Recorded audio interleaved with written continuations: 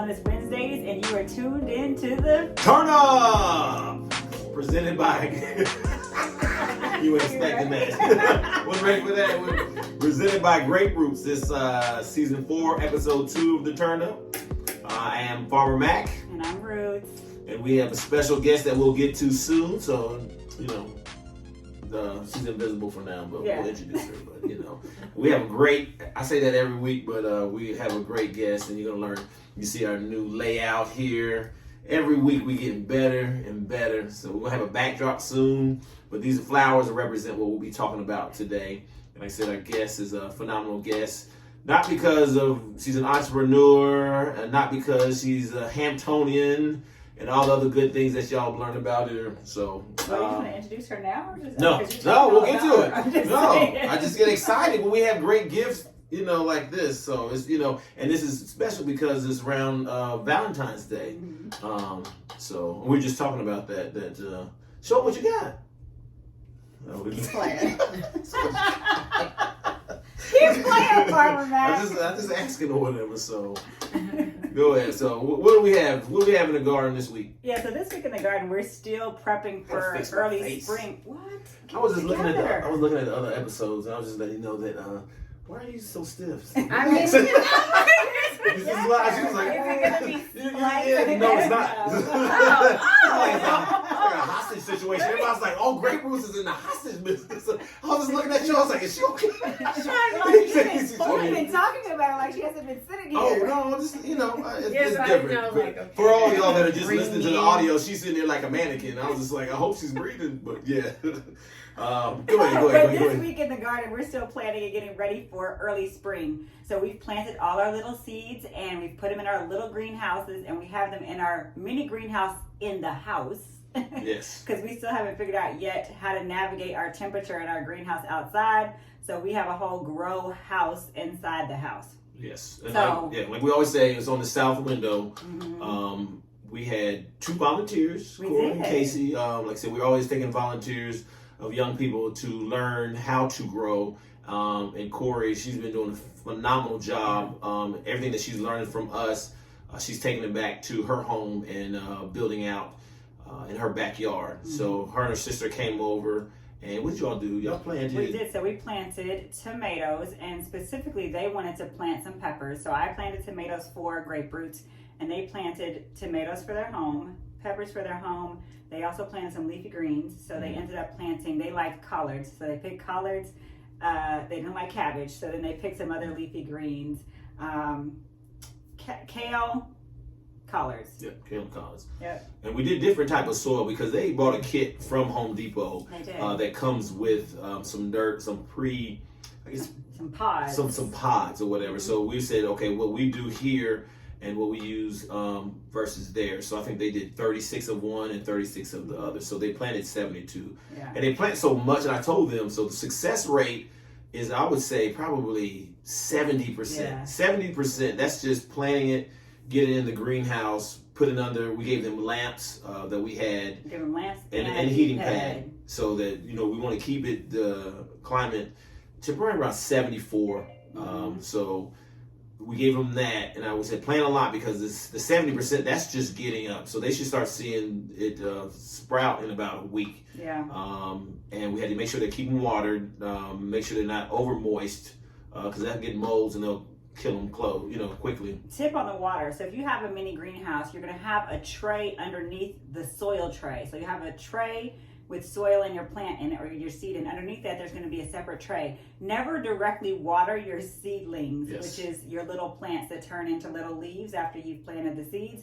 Put a little water in the tray, because you can overwater, and then once you overwater, then it gets moldy, and then the plant doesn't grow effectively. So put water just a little bit. Don't even fill the tray up. You want to fill it about a quarter of the way to a third of the way, and then if you need more water, go back and water later rather than overwatering, and then there's nothing you can do at that point. Yeah, so like I said, the success rate is about 70%. So think of that. If they planted like 72, so they're going to get 70% of that make it outside. And then another 30% of that might not make it from there. So you're talking about 40% of all that you grow. So a lot of people say, oh, I'm going to do one tomato and this tomato, and then you've done all that, and then 90 days is gone. Yeah. I mean, you gotta think from seed to feed. There's a lot that goes on. It could be, some people go by the almanac. We've been waiting about a week or two so the frost doesn't kill it. So if you plant too early, you can lose it that way. If you don't have it protected from the rodents, snakes, dogs, whatever, deer, rabbits, moles, whatever. So you lose it that way. So there's a lot of so we've been doing this 6 years. So we've had almost everything. I don't know if y'all remember when we said we planted and we were expecting about 200 potatoes, and we opened that bin. All we found was rat tunnels.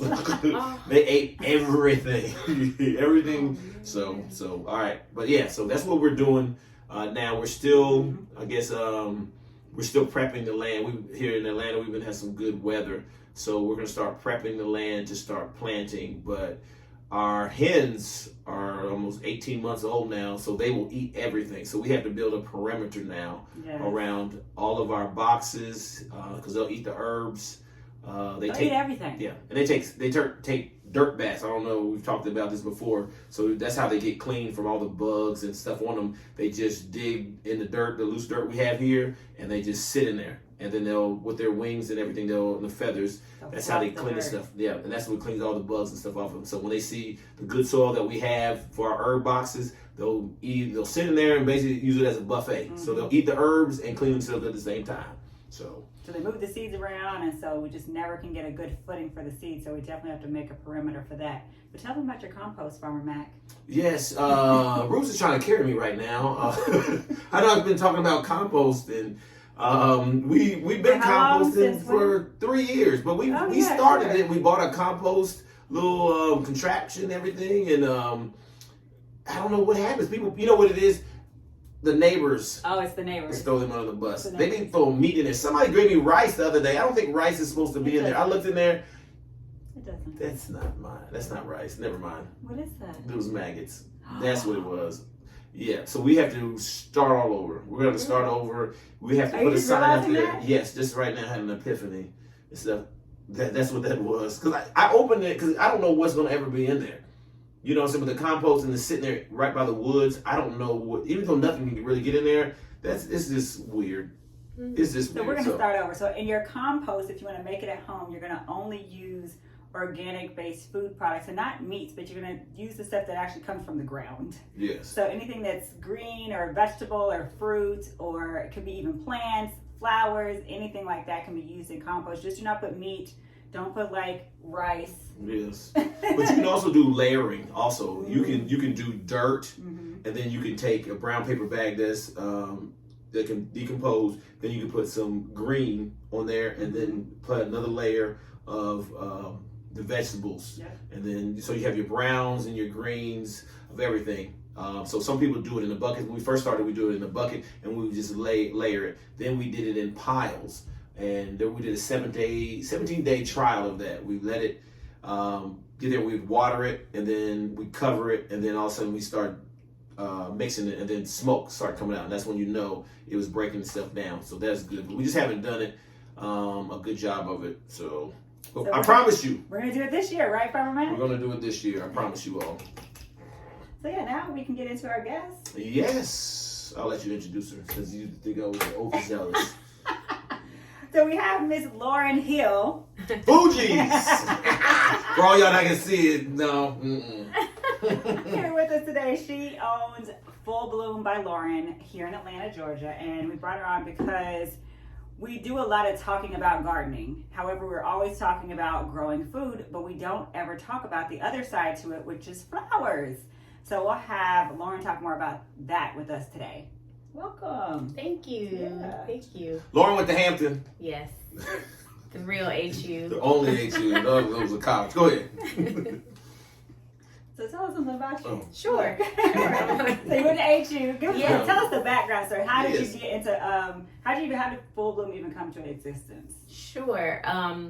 Funny, I guess, story. I used to receive flowers all the time from someone that I dated. That didn't live in Atlanta. And so they would always send flowers by local florists in Atlanta, and he lived in Maryland. And I was just very impressed that he wasn't, using 1-800 flowers.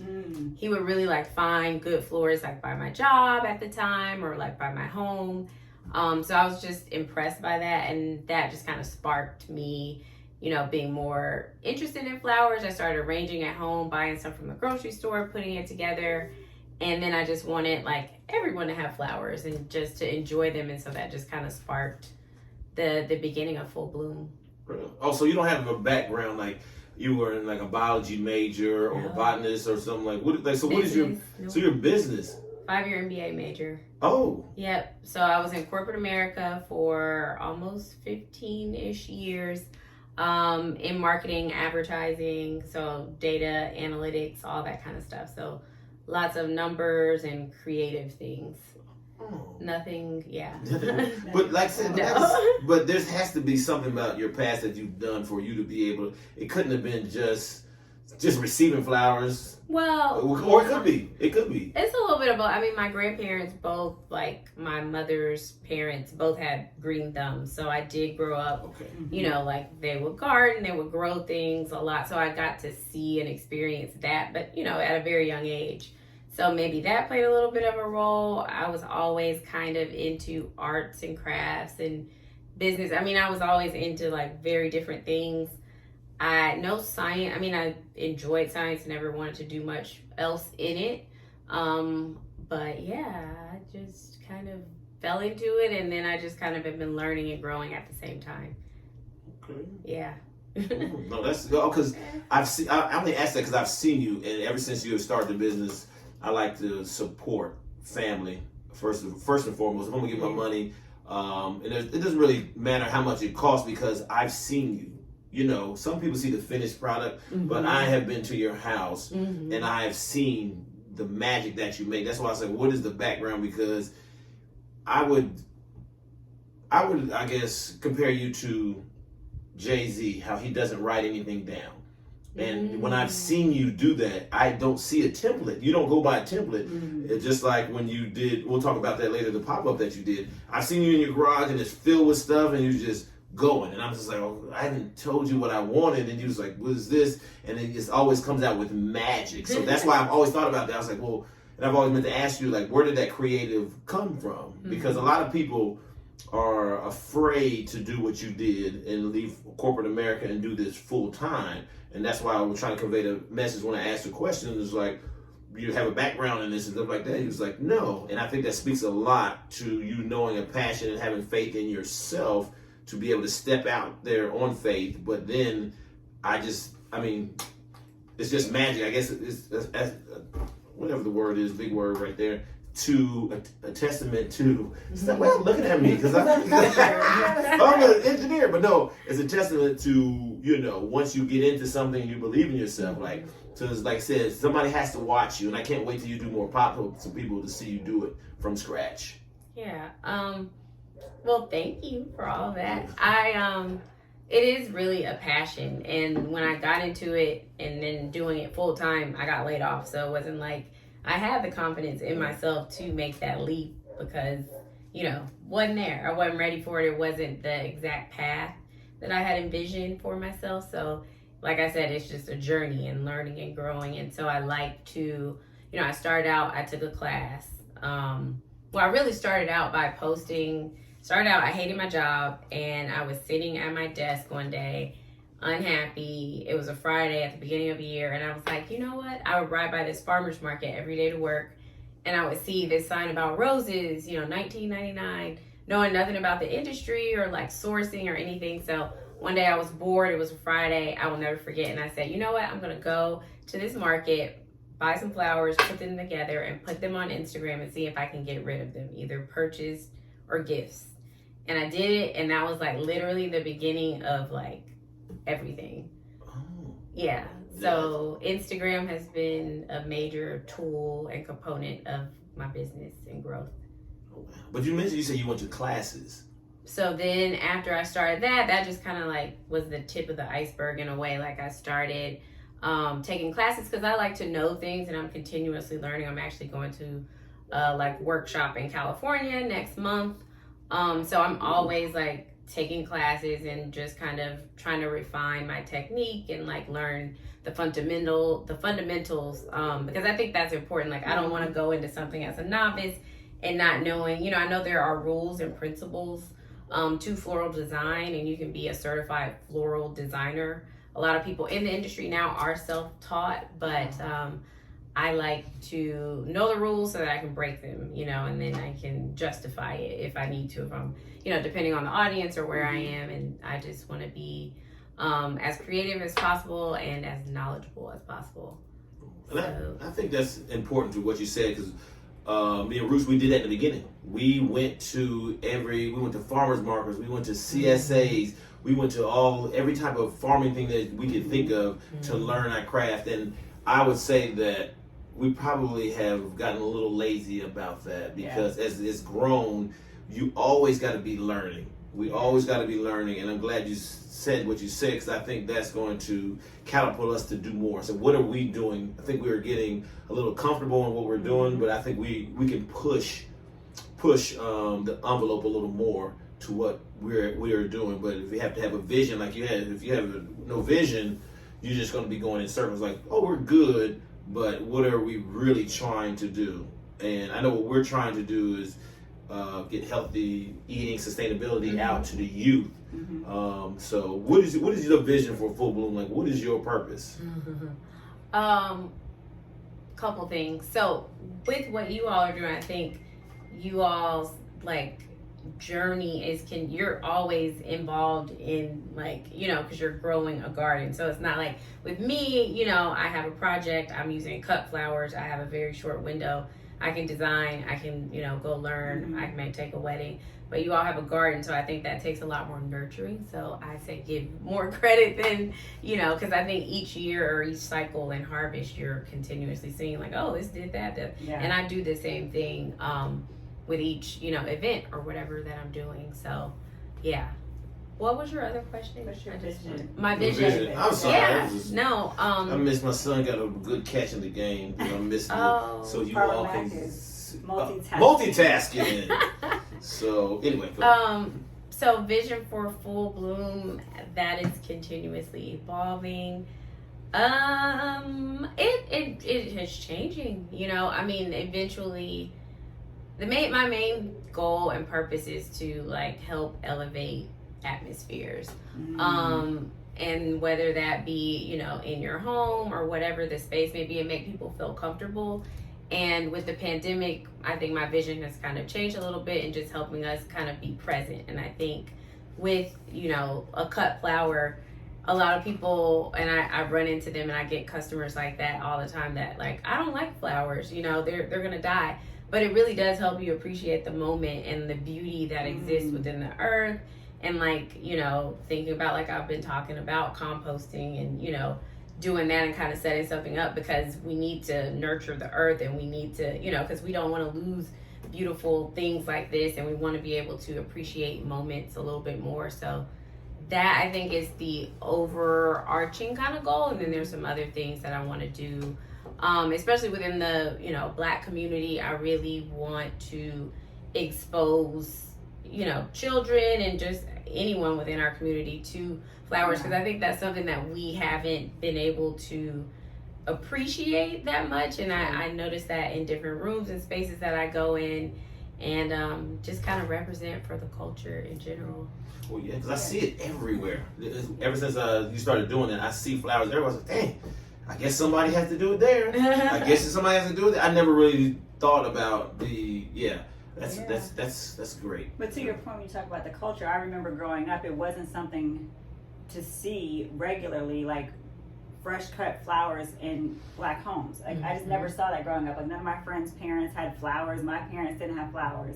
And I do think it's important that kids understand, like, I think it also could be a good door opener to like the earth, right? Because they are attractive. Like you look at regular plants, you're like, oh, okay, that's some dirt and some green. But then now you give kids some flowers and it's colorful and they all have different shapes, and they're appealing to the eye, which could then introduce people like, okay, then now let me start thinking about where does this come from. And then, I mean, technically, flowers aren't meant to just be outside and just stay there because they'll die. Right. They're gonna die regardless, but then you have to think about it like, let me be able to appreciate them for the moment. Yeah. And then what do I do next? I can give them back to the earth Yes. for them to start to replenish in the soil so they can grow some more flowers or grow more food or grow more plants, trees, whatever. Right. So I think it's a good introduction for kids to start understanding like how the life cycle works in general. Mhm. So it's interesting you mentioned that. Dang, y'all good. You get Y'all was on We're right. serious. I was just like, I'm all writing stuff down. I was like, No. I never thought about that. Yeah. You even said that. Well, because but our flowers are functional.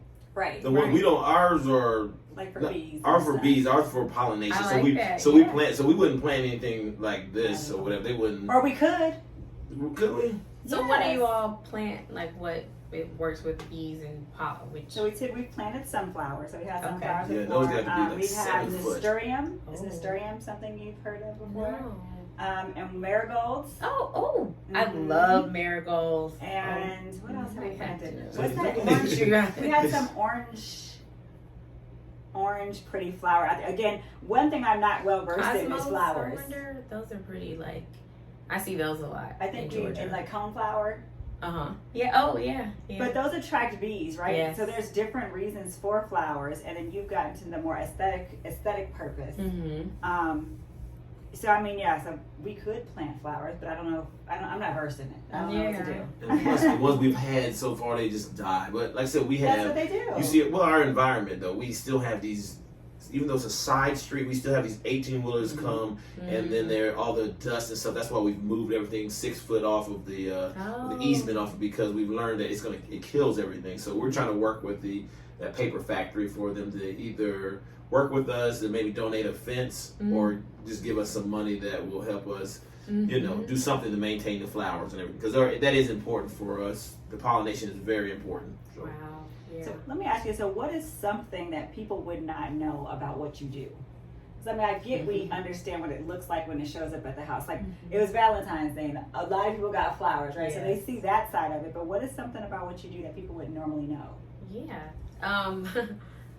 I think that there is so much math and like the whole business component of floral design because I think a lot of people may get into it or interested. They're like, oh, I want to play with flowers, but it's like, no, like if you're trying to run a business and, be profitable, it's like, how many stems need to go in this bunch? How many bunches do I need to buy? If I'm, for instance, on Valentine's Day, I have this number of orders, but I'm actually ordering weeks before the orders are received. So how do I forecast? And so there are a bunch of, kind of analytics to run before and after within. And I think that makes a florist successful. Right. So I'm still like trying to develop that part of it, but I like numbers. So that's kind of like, I think helped me become more interested in it because it's not just an art. You got the art part and you kind of got the science part of it. Yeah. So that kind of helps me be happy. So it makes you creative with like your professional side. So the MBA background helps also with the creativity of it because it seems like they go together. They do, and it's so fun. I mean, like I didn't expect any of this, And I started out in marketing. I was in advertising, which that was probably my favorite role. So just having that experience and like working with big brands and knowing kind of like when they approach, like what they're looking for. Like if I'm talking to somebody from an agency, I know how to prepare, if I have to like sell myself or tell them about the product, the dimensions. I have all that expertise in being on that side of the business. So that has been a benefit to me. So it's just nice to have all these different experiences and things that may not have been so good at the moment, but now they kind of seem to be paying off. Yeah. Yeah.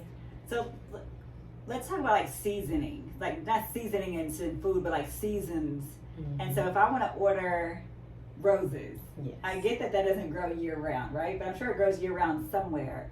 But if I were to order like a flower for the season, this time of year, like what's something that would be most cost effective, right? Because for us, like when we're growing food, whatever's locally grown at the time right now is going to be the least expensive because that's what's in season. And so like, does flowers have like a season that runs like that? Yes. Yep. And so two parts of that. I'll talk about the local piece in a minute, but there are seasons to so many different flowers. So you have things that are standard, like roses are typically flown in and grown, your standard roses from like South America. So, and very tropical climate, so those come in year round. You may have some varieties that grow at certain times. I'm not sure. They're more delicate and kind of expensive, like garden roses and things like that are grown local, more in, I guess, domestically, that you can get that may have some seasonality to them, but I'm not sure. But yeah, florists are asked all the time, like, what's your favorite season? And normally, a lot of people, spring, that's when you get your peonies, poppies are kind of starting right now, and they kind of linger into the spring. So some of your more fun and unique, you have dahlia season that comes in the fall. Okay. I never heard of that flower. Yeah. Oh man, it's so pretty. That's what I'm looking up right now every time she says the flower. Oh sure. I learned. I learn, and I like to learn about all the different varieties. Like I can't remember over, I don't even want to say 8,000 varieties of roses, no exaggeration. So there are so many different, once you learn the types, then you learn the varieties, and then you learn their seasons, and you kind of just learn with going in the market, and the wholesalers I use this during this period of time, is it going to be available, and that kind of thing. So, and I like unique florals, so I've kind of been forced to learn the seasonality a little bit, because I like to use, right now, also, things are changing within the industry anyway. So, a lot of flowers, and I'm not sure what is going on, a lot of flowers that are grown outside the U.S., they are becoming available in seasons that they normally aren't. So, either they're figuring some things out, or I'm not sure exactly what's changing. Do you think that has something to do with climate change? That could be a part of it too. I think it's a little bit of both, because but some flowers that aren't in season and you may see them, you don't want to buy them right now because they're not going to be at their best. It's like tomatoes, buying some tomatoes that you got out of Georgia, same thing. So that's what we try to teach the kids. And our saying is what we call eat your season. You eat the season. So that's interesting that you talk about that, because I didn't know. We're I said, we're still studying this craft, and I'm learning a lot about what you're saying, but I'm also learning how it's the same thing. I mean, it's still vegetables and fruits and flowers are all the same thing, but that's interesting. I never thought about it as all right, I'm gonna get roses, but some of us are only thinking about it during, like Tasha said, you didn't see it growing up, but now you're exposing people to coming home to flowers every day. Yeah. That's just, if we make it a norm, it becomes a norm, and our kids and our friends and stuff can start new traditions. It's it's something as simple as that. It doesn't have to be something a special occasion. It had to be something because you did something wrong. Well, I give flowers. So I thought that's what flowers was for. Right. Exactly. I thought it was always an apology. Yeah. Right. And everyone, self-care is a big thing now. So I think having florals, and people just go into the grocery store and buying them, or go to Trader Joe's or Whole Foods, is nice, just to treat yourself. It doesn't have to be from a floral designer. So any interest in becoming a distributor, a grower? I would like to grow. Really? Distribution, I'm not sure of, but grow. I mean, I'd love to have a garden, so I found a couple local, mentioned that earlier, local growers in Georgia. That's a big initiative of mine for this year. So I've connected with a couple, and I'm just looking forward to kind of building relationships with them and seeing, what their harvest is like. But what are you talking about? You're talking about you want to get 10 acres, and then you want to just cut that into different plots and grow your own. It can be small. I went to a lady up in Alpharetta in the fall that I found that had a little dahlia farm. And I don't even know what size that land is that she has. It's not big at all, but she grows and sells at the farmer's market, and then will sell to local florists as well. Yeah, so I am interested eventually there. So if somebody wants to order flowers in the Atlanta area and they want a great florist to give them some great arrangements, how do they find you? FullBloomByLauren.com. My website's the best way. Instagram at FullBloom by Lauren. I'm on Facebook, same tag. Don't use it that much, but my website's probably the best way to contact me. And we'll put that up on our website. as usual. Unfortunately, we're running out of time once again. I told we had great guests or whatever, but Roots wanted to talk all this stuff in the beginning. You know what I'm saying? But thank you, Lauren, Miss Hill, for the time. Like I said, you can reach us and find out more about Full Bloom on our website, graperoots.org, at Grape Roots Inc. on Instagram, and I don't know what it is on TikTok. It's Farmer Mac still. Is it still Farmer Mac? It is. Oh man, MAK. Yes. You should really do the TikTok. You don't have to. We got somebody put you on there. Yeah, don't forget, we still have the eggs. Did I you can just see pull the eggs out of your pocket? Yes, because I went eggs out of his pocket. Oh, before we shot, we're shooting this. They're gonna hatch. No. Stop. Oh no. Oh no. There's no. We're not gonna discuss how it works. I'm kidding. No, you don't know how it works. It's like everybody don't know how eggs work. No, oh, I it's a don't. dinosaur. So with that, it's Wealth and Wellness Wednesdays, and it's the turn up. See y'all next week. Peace.